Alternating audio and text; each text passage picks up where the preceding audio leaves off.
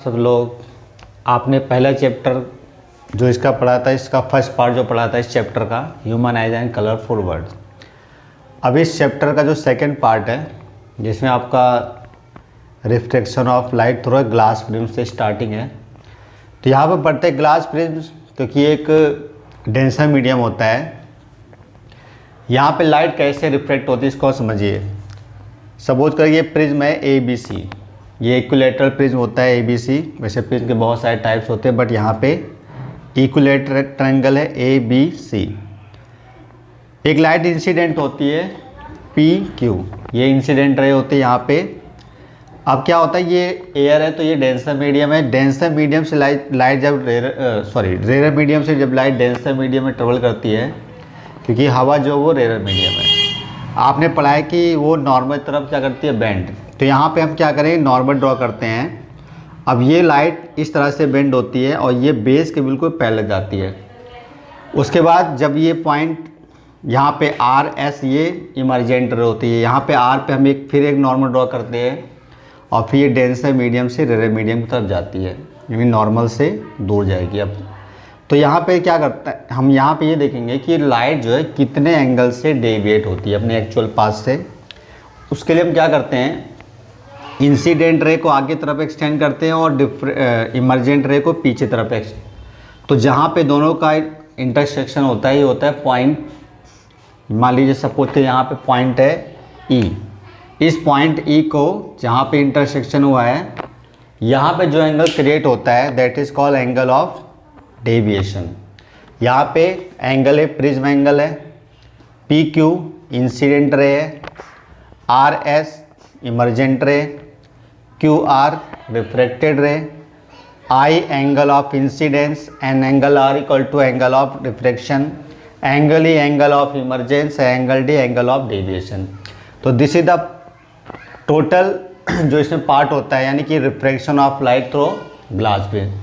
इसके बाद हम पढ़ते हैं कि डिस्पर्सन ऑफ लाइट क्या होता है, यानी कि लाइट जब प्रिज्म से गुजरती है तो हम देखते हैं कि वो 7 रंगों में टूटती है, जिसका बहुत अच्छा एग्जांपल होता है rainbow.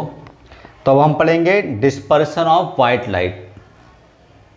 Dispersion of white light by a glass prism. Glass prism क्या होता है कि जब इस पर एक ऐसा इंस्ट्रूमेंट होता है जिस पे लाइट पड़ने पे ये लाइट को 7 कलर्स में स्प्लिट करता है। तो the phenomena splitting of white light into इस कॉन्स्टिट्यूएंट कलर्स, जो कलर्स इसके कॉन्स्टिट्यूएंट होते हैं वो विबग्योर, यानी कि वायलेट से लेकर के Indigo, blue, green, yellow, orange and red. तो ये 7 रंगों में इसको स्प्लिट करता है जब ये when it passes through a glass prism. तो कहने मतलब क्या है कि जब वाइट लाइट एक ग्लास प्रिज्म से पास होती है तो ये इसके 7 कलर में इस वाइट लाइट को स्प्लिट करता है। इस फिनोमेना को कहते हैं dispersion of white light. Dispersion of white light के डेली लाइफ में बहुत सारे एग्जांपल होते हैं, जैसे रेनबो का फॉर्मेशन होना, या डिस्पर्सन ऑफ लाइट का एक स्केल जो होती है, जो नई स्केल आप खरीदो कभी मार्केट से तो उसमें भी आपको वाइट कलर के 7 रंग नज़र आएंगे। तो ऐसे बहुत सारे एग्जांपल होते हैं, जैसे साबुन के पानी में अगर आप देखो तो जो बबल्स होते हैं उनमें भी आपको 7 रंग नज़र आएंगे।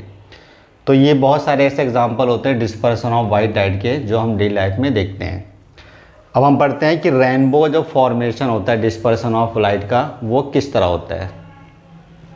डिस्पर्सन ऑफ वाइट लाइट का बहुत ही नेचुरल फिनोमेना जिसको कहते हैं रेनबो। रेनबो फॉर्मेशन कब होता है, जब बारिश होती है तो सन जिस तरफ होता है इसको जस्ट अपोजिट रेनबो फॉर्म होता है। जब वो निकलता है तो बहुत ही अच्छा हमें 7 कलर नज़र आते हैं। इसका रीज़न क्या होता है कि जो वाटर ड्रॉपलेट्स एटमॉस्फेयर में रह जाते हैं ये बिल्कुल प्रिज्म की तरह बिहेव करते हैं। तो rainbow is the cause by dispersion of sunlight bye tiny water droplets in the atmosphere after rain shower, यानी कि बारिश होने के बाद जो टीनी वाटर ड्रॉपलेट्स होते हैं, छोटी छोटी पानी की बूंदें होती हैं, वो प्रिज्म तरह बिहेव करती है। तो क्या होता है कि लाइट जब इस पर पड़ती है तो पहले तो ये रिफ्लेक्ट होती है, रिफ्लेक्ट होने के बाद ये डिस्पर्स होती है, 7 कलर्स में स्प्लिट होती हैं, रेड से लेकर के वायलेट तक। उसके बाद ये एक्चुअल में यहाँ पे फिनोमेना होता है टोटल इंटरनल रिफ्लेक्शन। उसमें क्या होता है कि लाइट ये रिफ्लेक्ट होकर दूसरे मीडियम में ना जा करके उसी मीडियम में बाउंस बैक हो जाती है। तो यहाँ पे टोटल इंटरनल रिफ्लेक्शन होता है लाइट का। तो ये उसी मीडियम में बहुत समय को होने के बाद जब ऑब्जर्वर की आंखों में पड़ती हैं तो ये सातों रंग हमें नज़र आते हैं। The droplets refract and disperse the incident sunlight, these rays are then reflect internally, internally मतलब होता है टोटल इंटरनल रिफ्लेक्शन से, and finally reflected again and come out of the rain drop. और ये पानी की बूंद से फिर बाहर आती हैं, क्योंकि एक दो पानी की बूंदें नहीं होती, बहुत सारी होती हैं, तो ये हमें रेनबो के फॉर्म करने में बहुत ही हेल्प करती हैं। तो ये था आपका dispersion of light in nature, that is formation of rainbow. I hope कि आपको अच्छे समझ आएगा, और नोट्स में आप ऐसे लिखेगा जैसे इसमें लिखा हुआ है, तो आई होप कि आपको अच्छे समझ में आ गया होगा। इसके बाद जो है अगला टॉपिक है कि रिकॉम्बिनेशन ऑफ कलर्स, यानी जो विवग्योर आपका स्पेक्ट्रम मिलता है वाइट लाइट का, उसके हम रिकॉम्बिनेशन करते हैं, फिर से दोबारा वाइट लाइट मिलती है। एक्चुअली में ये एक्सपेरिमेंट आइजैक न्यूटन ने पहले किया था। तो इसमें क्या होता है कि दो प्रिज्म होते हैं, इसमें से पहले जब वाइट लाइट इंसिडेंट होती है तो अपने 7 कॉन्स्टिट्यूएंट कलर्स में स्प्लिट होता है, रेड से लेकर वायलेट तक। दोबारा से इसके पाथ में हम दूसरा इन्वर्टेड प्रिज्म रखते हैं, जिसे रेड से वायलेट तक जितने भी कलर होती है रिकम्बाइंड हो जाते हैं। रिकम्बाइंड होने के बाद जो रिफ्लेक्ट होकर जाती है तो ये वाइट लाइट हमें दोबारा मिल जाती है। तो ये होता है recombination of colours to get white light, क्योंकि ये न्यूटन ने सबसे पहले इसको एक्सपेरिमेंट परफॉर्म किया था। ये एक्टिविटी भी है आपकी परफॉर्मेंस के लिए। तो आगे हम पढ़ते हैं कि cause of dispersion of light, white light क्यों होता है, क्योंकि रेक्टेंगुलर ग्लास लैम्प में ऐसा बिल्कुल नहीं होता, लेकिन ये प्रिज्म में ही क्यों होता है। इसका सबसे बड़ा रीज़न होता है तो प्रिज्म की जो बनावट होती है वो यूनिफॉर्म नहीं होती, जबकि रेक्टेंगुलर ग्लास लैम्प की बिल्कुल यूनिफॉर्म होती है। तो दूसरा रीज़न होता है कि जो कॉन्स्टिट्यूएंट कलर होते हैं, इन कॉन्स्टिट्यूएंट कलर में हर एक कलर की अपनी अपनी वेवलेंथ अलग होती है, जिसको हम लैम्डा से नोट करते हैं। और जो रेड कलर की वेवलेंथ होती है वो मैक्सिमम होती है, और जो वायलेट कलर की होती है मिनिमम। तो according to the relation V equal to n lambda, यहाँ पे n फ्रीक्वेंसी होता है, V वेलोसिटी होता है, और लैम्डा होता है वेवलेंथ। अगर इसके हिसाब चलते हैं तो फ्रीक्वेंसी किसी भी लाइट की जो है एक मीडियम से दूसरे में जाने पे चेंज नहीं होती है। तो अगर वेलोसिटी को हम लैम्डा से रिलेट करें तो लैम्डा मैक्सिमम किसका होता है, रेड कलर का, इसलिए रेड कलर की वेलोसिटी सबसे ज़्यादा होती है। दूसरी तरफ आपका जो वायलेट कलर है इसकी वेलोसिटी सबसे मिनिमम होगी बिकॉज ऑफ मिनिमम वेवलेंथ। इस तरह से जो और भी कलर होते हैं रेड के बाद विवग्योर के हिसाब से चलते हैं, तो ये अलग अलग एंगल से डेविएट होते हैं, यानी कि जो all colours of white light reflected by different amounts while passing through the glass prism. तो ये ग्लास प्रिज्म जब पास होता है तो डिफरेंट अमाउंट से ये डेविएट होते हैं, ये डिस्पर्सन का सबसे मेन कारण होता है। उसके बाद हम पढ़ते हैं कि refraction of light by atmosphere, यानी कि हम पढ़ेंगे एटमॉस्फेरिक रिफ्रैक्शन के बारे में। स्टूडेंट अब हम पढ़ते हैं एटमॉस्फेरिक रिफ्रैक्शन, बहुत इंपॉर्टेंट टॉपिक है एटमॉस्फेरिक रिफ्रैक्शन ऑफ लाइट का। कि जैसे आप जानते हैं कि अर्थ जो होती है इसके ऊपर बहुत सारी लेयर्स होती है एयर की, ठीक है। तो जो वहाँ से लाइट का जो भी रिफ्रैक्शन होता है that is called atmospheric refraction. The refraction of light taking place in the atmosphere as is known as the atmospheric refraction. Atmosphere मतलब एटमॉस्फेयर ऑफ अर्थ से होता है। इसमें जो सबसे पहला एग्जांपल होता है बहुत ही फेमस है कि ट्विंकलिंग ऑफ स्टार्स। स्टार जो होता है वो ट्विंकल कैसे करते, कैसे चमकते हैं, कैसे टिमटिमाते हैं। इसका रीज़न क्या होता है कि स्टार हमसे बहुत दूर है और इस स्टार को हम पॉइंट सोर्स ऑब्जेक्ट मानते हैं कि एक सिंगल सोर्स है पॉइंट सोर्स ऑब्जेक्ट का, वहाँ से लाइट आती है। कि स्टार बहुत दूर है तो वहाँ से और अर्थ के बीच में बहुत सारी लेयर्स होती है। तो क्या होता है कुछ लेयर्स जिनकी डेंसिटी कुछ अलग होती है, टेम्परेचर कुछ अलग होता है, तो वो मीडियम को चेंज करता है। यानी कि अगर टेम्परेचर ज़्यादा है तो मीडियम क्या होगा, रेयर हो जाएगा। टेम्परेचर अगर कम है तो मीडियम हो जाएगा डेंसर। तो इस तरह से डेंसर और रेयर मीडियम ये कंटिन्यूसली क्या होता है, चेंज होता है। Twinkling of star take place due to the atmospheric refraction, लेकिन एटमॉस्फेरिक रिफ्रैक्शन की वजह से ट्विंकलिंग ऑफ स्टार होता है। अब इसमें क्या होता है कि the light rays passing through different layers of earth, light जो होती है वो अर्थ के डिफरेंट लेयर्स से पास होती है। These layers have different temperature and densities. अब ये लेयर्स क्या होती है, डिफरेंट टेम्परेचर की और डेंसिटीज़ की होती है। Due to this light ray bend many times. अब क्या होता है, लाइट बार बार ये मुड़ती है अपनी, यानी कि रिफ्लेक्ट होती रहती है, तो हमें जो है कभी लाइट ज़्यादा नज़र आती है उस स्टार की और कभी कम नज़र आती है। तो ये फ्लक्चुएशन जो होता है ये बताता है कि ट्विंकलिंग ऑफ स्टार्स होता है, यानी कि इसकी वजह से क्या होता है, स्टार हमें ट्विंकल करता नज़र आता है। तो ये है कि स्टार कैसे ट्विंकल करता है। अब हम ये पढ़ेंगे कि स्टार जो है, जो हम देखते हैं, क्या वो उसकी एक्चुअल पोजीशन होती है या उसकी अपेरेंट पोजीशन होती है, ये भी आपका एटमॉस्फेयर रिफ्लेक्शन में आता है। तो हम पढ़ेंगे आगे। एटमॉस्फेयर रिफ्लेक्शन का दूसरा एग्जांपल है actual and apparent position of star, यानी कि जो हम स्टार देखते हैं वो उसकी अपेरेंट पोजीशन होती है, यानी कि वो अपनी पोजीशन से थोड़ा सा ऊपर नज़र आता है। ऐसा इसलिए होता है कि जो लाइट स्टार से चलती है, एक्चुअल में क्या होता है कि अर्थ के ऊपर जो एटमॉस्फेयर है वो थोड़ा सा डेंस माना जाता है एज़ कम्पेयर टू जैसे जैसे हम ऊपर जाते हैं डेंसिटी और रिफ्रैक्टिव इंडेक्स ये कम होने लगता है, और अगर हम नीचे आते हैं तो रिफ्रैक्टिव इंडेक्स क्या होता है, बढ़ता है। तो क्या होता है कि light emitted by distant star, यानी कि इसको हम पॉइंट सोर्स ऑब्जेक्ट मानते हैं, pass through the many layers of earth before entering our eyes. हमारी आंखों में पड़ने से पहले ये डिफरेंट लेयर्स ऑफ अर्थ को ट्रेवल करती है। एटमॉस्फेयर है many layers of different densities, और एटमॉस्फेयर क्या होता है, बहुत सारी लेयर्स की डिफरेंट डेंसिटीज़ होती है। जैसे हम ऊपर जाते हैं डेंसिटी कम होती है, रिफ्रैक्टिव इंडेक्स कम हो जाता है, और जैसे हम नीचे आते हैं रिफ्रैक्टिव इंडेक्स बढ़ता है। तो ये बार बार, क्योंकि लाइट रेयर से डेंसर में ट्रेवल करती है, तो नॉर्मल तरफ क्या होती है, बेंड करती जाती है। तो ये कुछ इस तरह बेंड करती है कि ऑब्जर्वर को जो एज्यूम होता है, जो स्ट्रेट लाइन अगर हम उसको कंसीडर करते हैं लाइट को, तो ये अपनी एक्चुअल पोजीशन से काफ़ी ऊपर नज़र आता है। तो ये होता है एक्चुअल और अपेरेंट पोजीशन ऑफ स्टार। अब हम नेक्स्ट पढ़ते हैं कि इसका जो थर्ड पॉइंट है, थर्ड इसका एप्लीकेशन है, वो एग्जाम्पल 3 है एटमॉस्फेयर रिफ्लेक्शन का। The sun appears oval at sunrise and sunset. यहाँ पे सन होना चाहिए।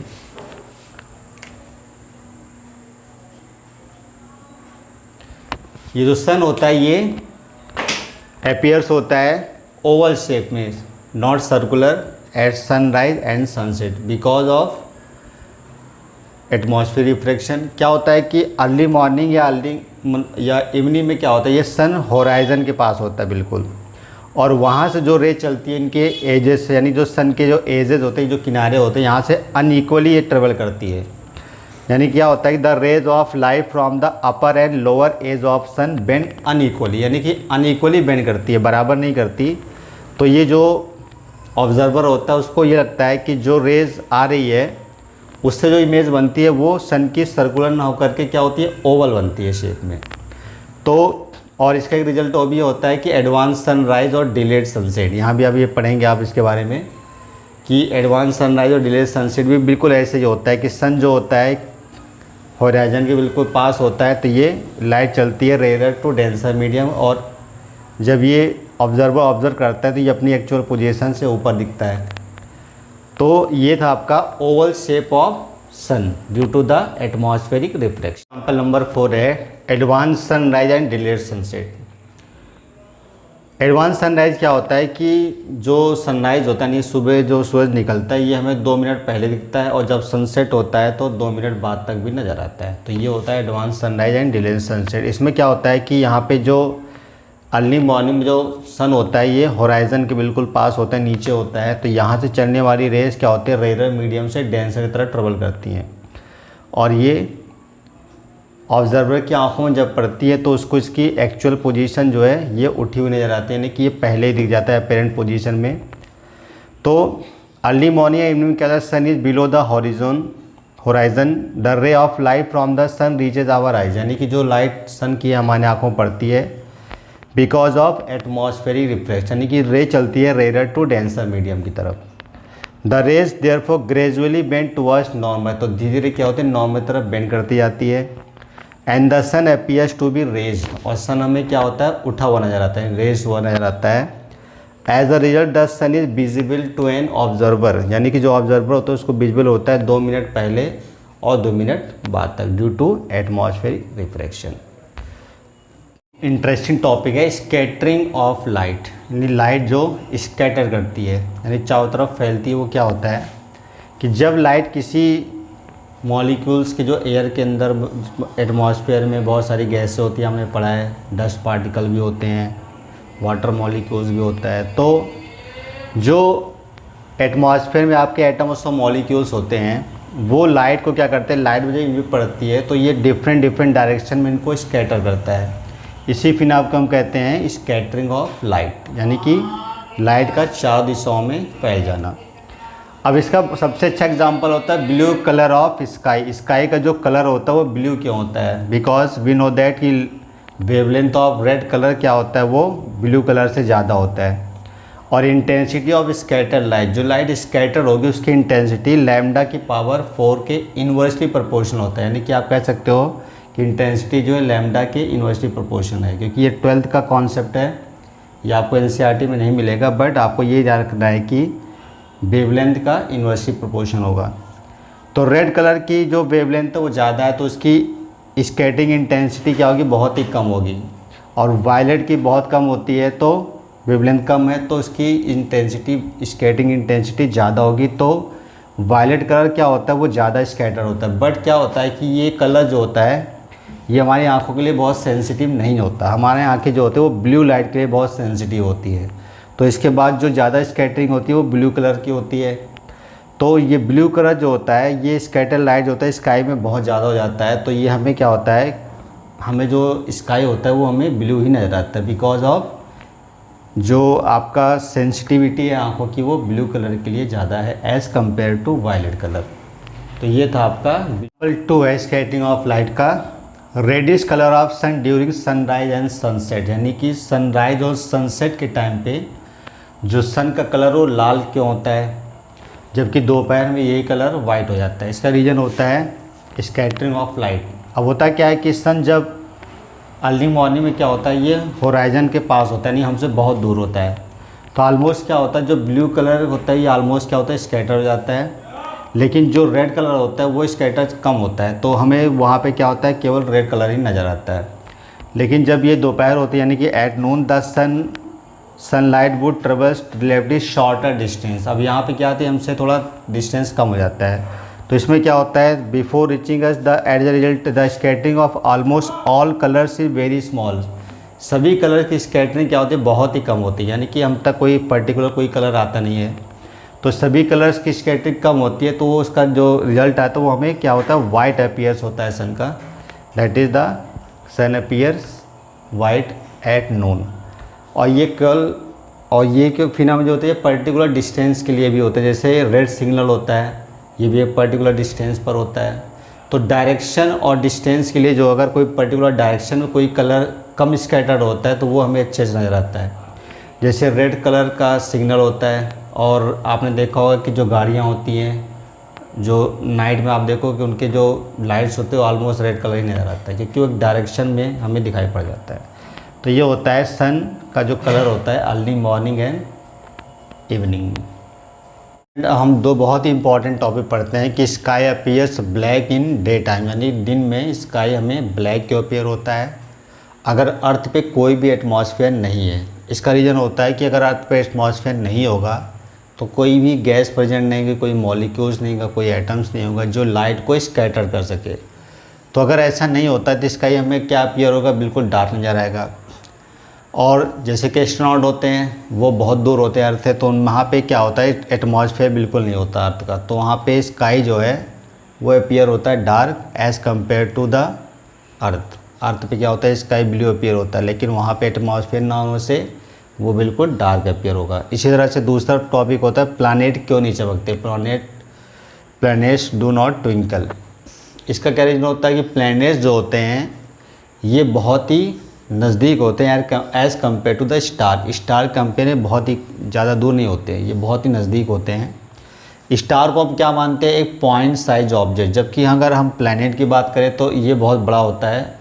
तो इसको हम मान सकते हैं large number of collection of point size object. जैसे यहाँ आपको दिख रहा है कि बहुत सारे large number of collection of point size object मान सकते हैं। तो इनसे चलने वाली रेज हमारी आँखों पड़ती है जिनकी इंटेंसिटी में ज़्यादा वेरिएशन नहीं होता, कि इंटेंसिटी बहुत ज़्यादा हाई होती है as compare to the star. तो अगर थोड़ा बहुत वेरिएशन होता भी है तो हमें ज़्यादा पता नहीं चलता, उसको हम पता नहीं लगा पाते कि हो रहा है या नहीं हो रहा है। तो हमें ये फ्लक्चुएट करता नज़र बिल्कुल भी नहीं आएगा, क्योंकि इसकी इंटेंसिटी ज़्यादा है। और जितनी लाइट्स, क्योंकि large number of collection of point size object होता है, तो इनसे चलने वाली लाइट्स में जो ओवरऑल वेरिएशन अगर हम देखें तो ये बिल्कुल भी एक जैसा ही होता है, नहीं कोई ज़्यादा वेरिएशन बिल्कुल भी नहीं होता। तो यही वजह होती है कि प्लैनेट जो है वो ट्विंकलिंग नहीं करते as compare to the star. Star बहुत दूर है, एक पॉइंट साइज ऑब्जेक्ट है, तो वो ट्विंकलिंग करता नज़र आएगा, बट प्लैनेट नहीं आते। अब हम पढ़ते हैं कि नेक्स्ट टॉपिक आपका है टिंडल इफेक्ट। सबसे लास्ट में पढ़ते हैं students Tyndall effect. Tyndall effect क्या होता है कि ये वो फिनोमेना है स्कैटरिंग ऑफ लाइट का, जिससे लाइट का पाथ विजुअल होता है जब वो कोलाइडल सॉल्यूशन से पास होता है, यानी कि the phenomena of scattering of light when beam of light pass through the colloidal particles, जो हवा में कोलाइडल पार्टिकल्स होते हैं, through the very fine particles suspended in air is known as Tyndall effect. जो एयर में suspended particles होते हैं उनके थ्रू लाइट की जो स्कैटरिंग होती है, और ये सस्पेंडेड पार्टिकल क्या करते हैं, उस लाइट का पाथ विजिबल करते हैं। जैसे एग्जांपल होता है इसका, जैसे बहुत तेज़ गर्मी में धूप में क्या होता है कि अगर आप कमरे में हैं तो खिड़की से अगर कोई स्लिट से कोई रोशनी आती है तो आपको उसका पाथ नज़र आता है।